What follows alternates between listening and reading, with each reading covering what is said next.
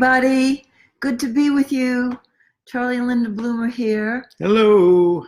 And we're talking about creating security in your relationship. And this is foundational because everybody wants to feel secure, but they don't want to feel crowded and encroached upon.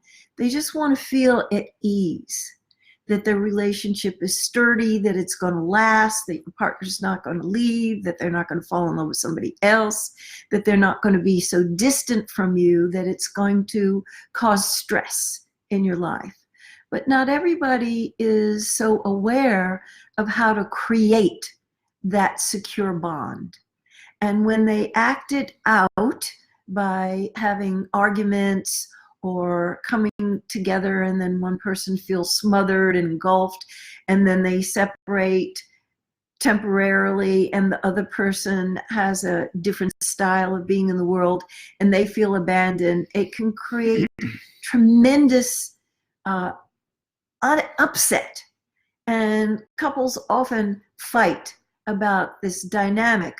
They want to feel secure, and until they can establish the feeling of security without feeling smothered and engulfed, and without feeling abandoned and left, that is every couple's challenge, more or less. Some of the couples that we worked with, and ourselves are included in that population, this is a major issue in their life. And I want to acknowledge John Bowlby, because he's the grandfather of the research about secure attachment. And way back in the 60s, in 1968, he's a psychoanalyst in Great Britain. He did the research. What he's most well known for is the secure attachment from a child to a parent or a parental figure. And they found that in the foundling homes, they used to call them, in Great Britain, the children got plenty of food, they got good medical attention, it was a clean environment, and a lot of the babies were dying.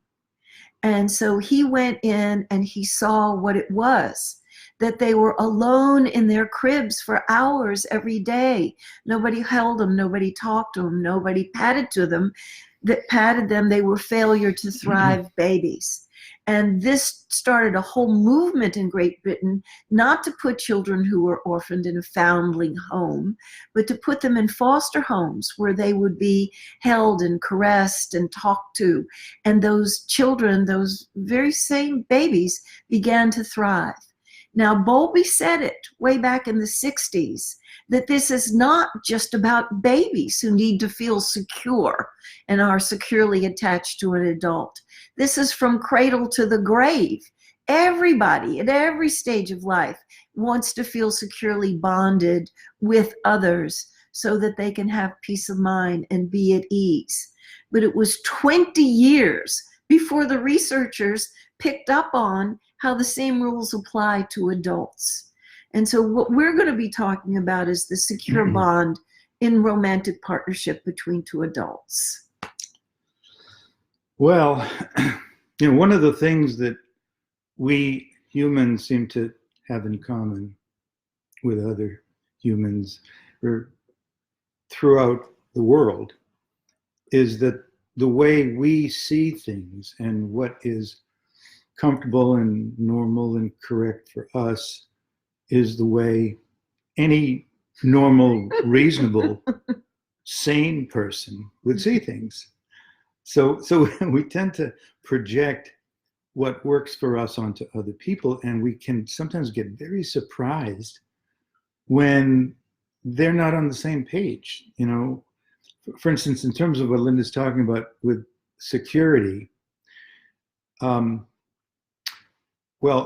we all human beings have a certain correct point for our body temperature.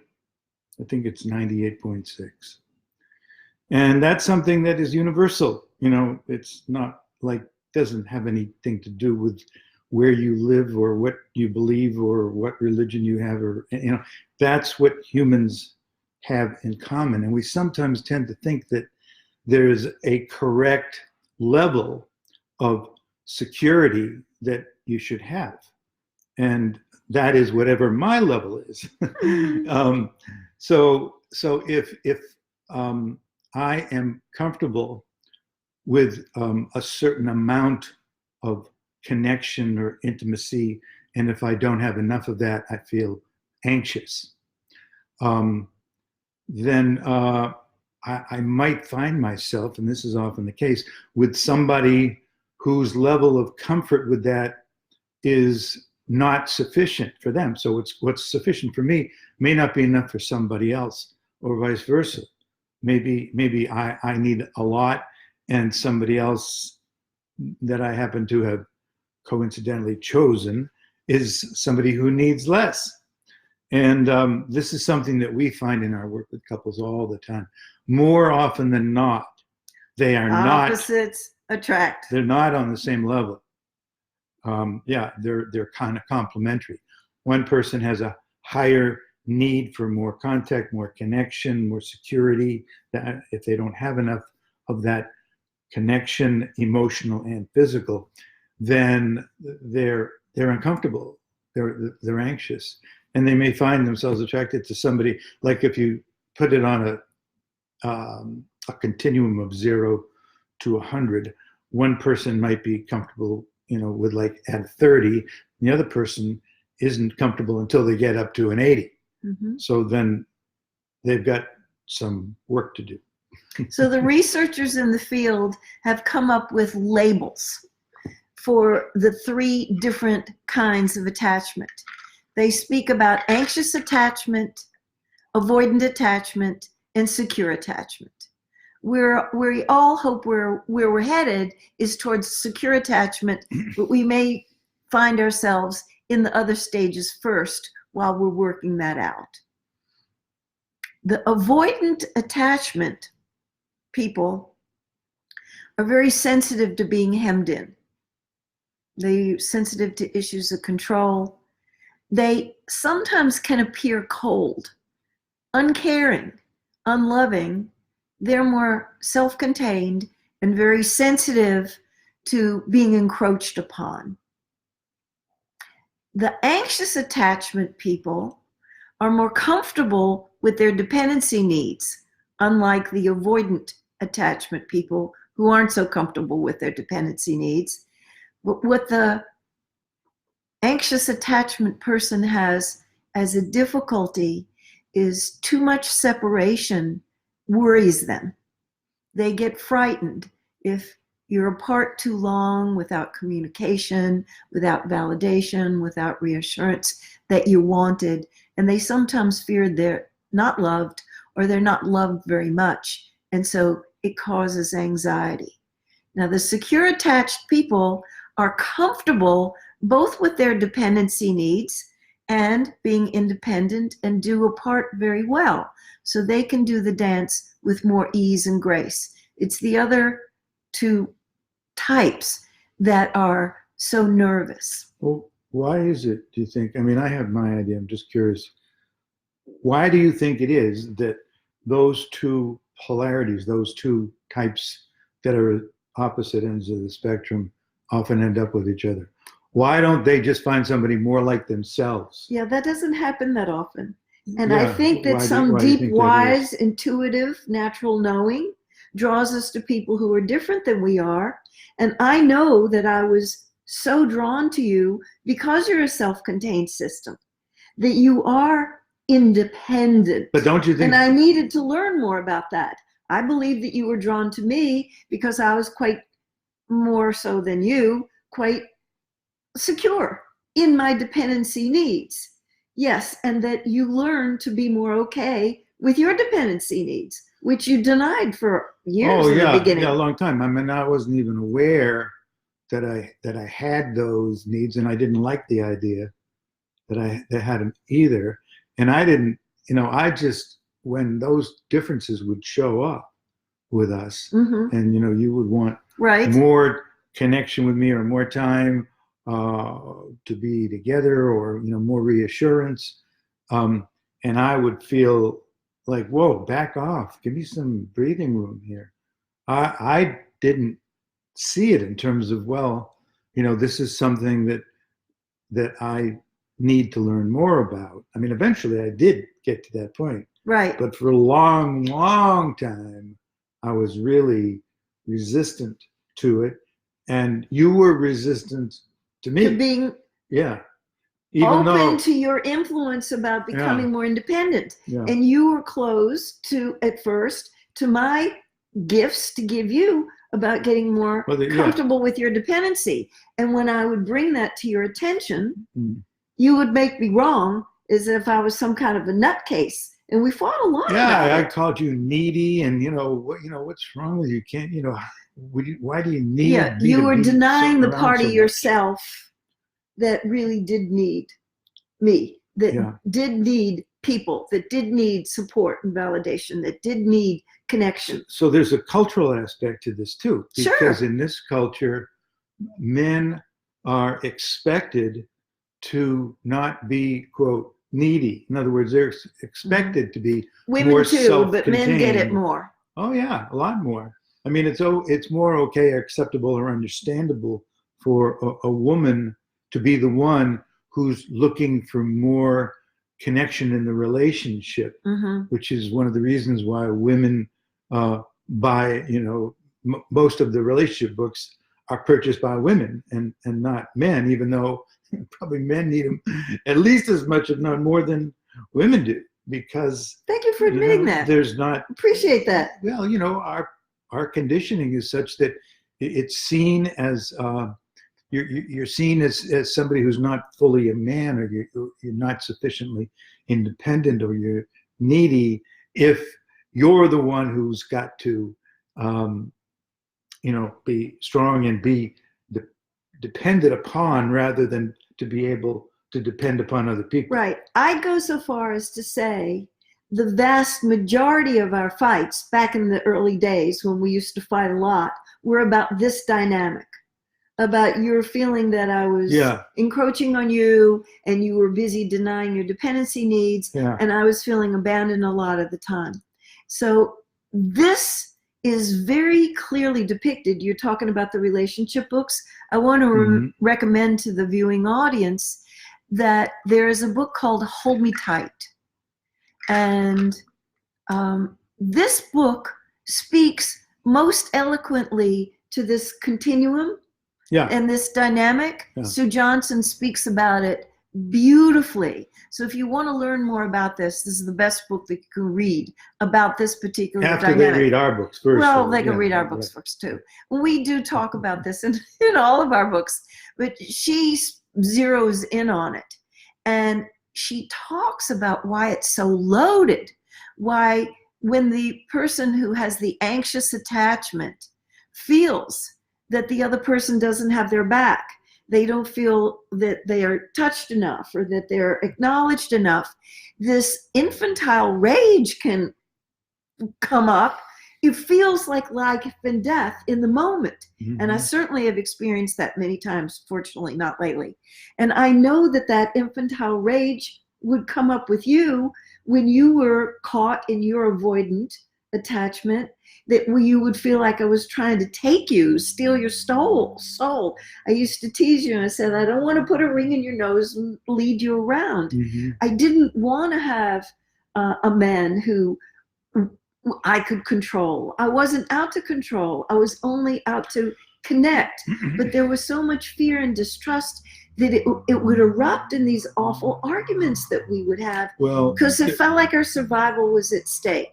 Right. And even though I was coming across with anger and outrage, there was fear and distrust on my part too, on my side. That you'd give yourself up? I didn't actually see it the way. What I saw, that was what it was.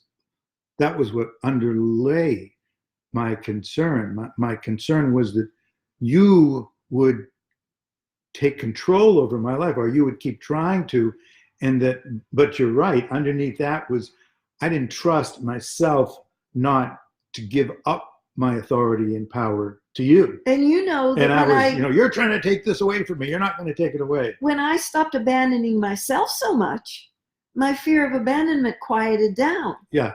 and That's I right. could have a more secure attachment with you. So this is what we mean by everybody's got to do their own work. Right. You did your work about taking care of yourself, taking responsibility for your life. So your needs of me diminished somewhat because you were replacing that with some of your own authority.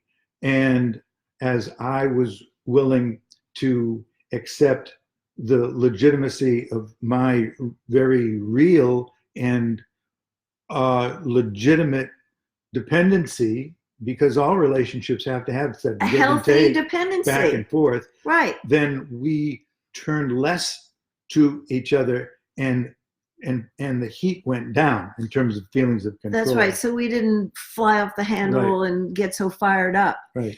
I appreciate what the researchers say about how similar the bonding of adults is to the parent-child, that they're attracted to each other and want to look into each other's face. They're fascinated and preoccupied with knowing the other person, that they feel that this relationship, like the little toddler goes off to experiment, and play with toys in the other part of the room because they have the secure adult to come back to. When you have a secure bond in your adult romantic partnership, you can do all kinds of things, and you've got the safe haven to come back to. I like the metaphor of the base camp. That's where right. The mountain climbers go up to a certain point, and they build a camp there from which they can well stocked do their they can food and water, stock medical supplies, and then they've got a safe haven to come back to. Mm-hmm. And I like that they play games with each other. Do you know, just like the parent and the child play games, that the adults sometimes baby talk to each other as a game. It's not everybody's cup of tea, but to play tickle games, to play rub noses games, to do those kinds of things, it enhances the bond. To share your experience, to venture out in the world and to bring what you've learned and what you experienced to each other. It's a bonding experience. And so there's so many ways that you can strengthen the bond, but it begins with not making yourself wrong if you happen to be on one side of the spectrum, or your partner wrong for being on the other side of the spectrum, to realize that we have some influence, that we can move on the spectrum, and that we can do the kinds of things so that you felt that I could let go, that I wasn't, grasping onto you. And I could easily do that when I felt more secure that I was important to you. Yeah. Well, the thing that makes that dynamic so particularly challenging in a relationship is that when one person does what they feel they need to do in order to give themselves an appropriate level of security, then it's going to have the opposite effect on the other person. So in some ways, we both have to be willing to do the opposite of what our natural inclination is. So like if my impulse is to back off or to push you away, right, because I'm feeling like you're encroaching on my space, on my territory, that's just going to activate your insecurity. The little and that's panicky child, and you're going to be more, is going to be sullen or glum or depressed or it's going to scream. It's going to reinforce your attempts to get me to get closer to you, which is going to activate your frightened little child. That's the who's cycle. Going to that's the vicious pout cycle. And distance and stonewall and go away and be silent or rage and fly into a fiery attack. So if people want to know, well, what's my work here so that we can get this system in a healthier place, just imagine what it is that you really would like and do the opposite of that. just behave in a way that is absolutely 180 degrees off of what you really want to do. I found that it was so fruitful when we would have an argument and we were acting out this, difference that we had, that when the dust would fly down, after we would have the fiery interchange, we would sit with each other calmer. What the hell just happened there? What was being activated in you that you got so grouchy with me? And that you could talk to me about the anxiety and the fear that you had that made you avoidant, because I didn't understand that side of the spectrum. And when you could listen me about that, I was afraid you were thinking of leaving me, that there were other people out there who would be a better fit for you, and you could reassure me that you weren't looking around for somebody else and you weren't planning your exit, that this was my catastrophizing mind running amok, that settled me down. Yeah, and what we both had to do is we had to settle ourselves down, and we had to do it in our own ways. So what you needed to do to settle down was different from what I needed to do to settle down. But before we could have those conversations, before we could get back together again, we had to be able to have cooled down and asked ourselves questions like, what is it that triggered me about that? What was it that got me so activated? Yeah. What is it that I was so angry about? What is it that I was so scared about? What is it that I was afraid was going to happen? What was going on with me? And if we've spent a little bit of time just looking at ourselves, then we can come back together and then tell each other what we were experiencing that caused us to behave the way we did. That's the talking part of the healing. Yeah. But I want to also underscore, and in bold, large print, that there was a form of communication that for me was even more profound than the talking about it. When you would touch me, when you would hug me, when you would hold me, that screaming baby in me was pacified. And to me, that was the best communication that I could get, because I could viscerally feel you present with me. Yeah. And it wasn't anything that you could ever fake, because I knew that you wouldn't hold me unless you were really feeling it. And I couldn't do that if you were still activated, if you were still triggered and you were still hurting and angry and blaming and all that other stuff. I had to settle it down enough to become receptive. Otherwise, I would not have the inclination to want to get that close to you physically. So it's just like the screaming baby. It's just like the screaming baby that's afraid that they're going to die, that they've been left and nobody's going to feed them and nobody's going to love them. It's just that screaming baby.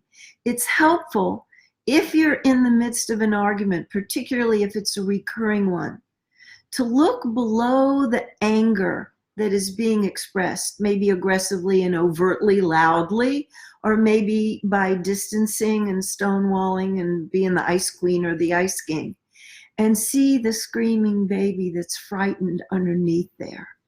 Because if you can see that in yourself, or you can see that in other, that is a way to soothe ourselves, to hold the inner child that's in a panic, to hold the inner child in them that's in a panic, to look more deeply than just the surface, because it's usually not what we're arguing about. It's something much deeper and more profound than that. All of us want to feel secure in our bonds with our most important people. And if that is in any way threatened, it can activate this panic that comes out as angry. And really, it's the fear that's underneath. Yeah? So it's a piece of work, but we're reaping the benefits now, and I'm grateful for all the work we've done. I'm grateful to myself. I'm grateful to you. And so we offer this work towards creating the secure bond, because it is an extraordinary way to live in relationship where you feel the peace that comes with that, and how enlivening it is that we can do the things in our life and always have that secure bond to come back to. Sky's the limit. All right? Next week, we're busting another myth. We're breaking free from the myth of independence. See you next week.